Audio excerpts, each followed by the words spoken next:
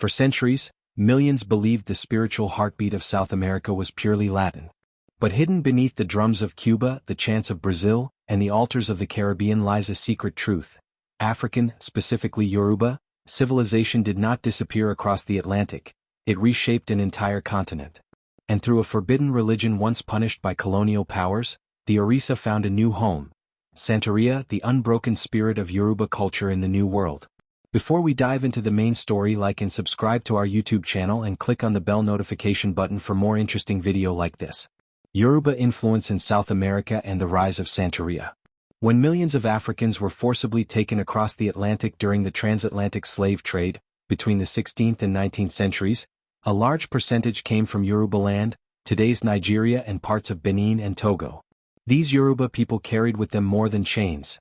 They carried memory, spirituality, language, and culture. Yoruba people in the Americas. Historical records estimate that over 1 million Yoruba-speaking Africans were transported to the Americas, with high concentrations in Brazil, Bahia, Cuba, Trinidad and Tobago, Uruguay, Venezuela, Haiti. The Portuguese and Spanish slave markets categorized them as Lucumi, a name still used today in Afro-Cuban traditions. Birth of Santería, La Regla de Oca. In Cuba, Yoruba descendants preserved their spiritual practices despite colonial bans.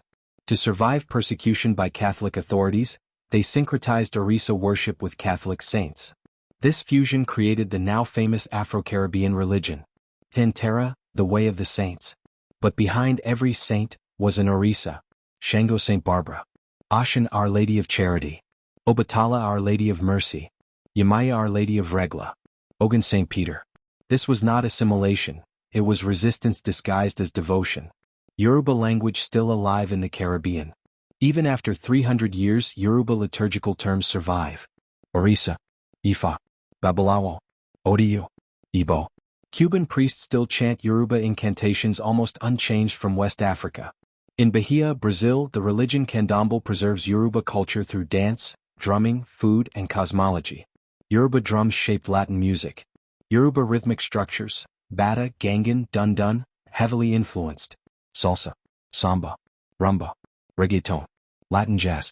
Master drummers in Brazil still train using Yoruba names and patterns. UNESCO recognizes Afro-Yoruba religions of South America as intangible cultural heritage, acknowledging their global influence. Because despite slavery, oppression, and centuries of cultural erasure, the Yoruba worldview survived. Not only survived, it became one of the strongest African spiritual legacies outside the continent. Santería, Candomble, and Lucumi traditions today stand as living proof that you can uproot a people but you cannot uproot their spirit. Want more stories like this? Hit like and subscribe so you don't miss any of our story, because this is just getting started.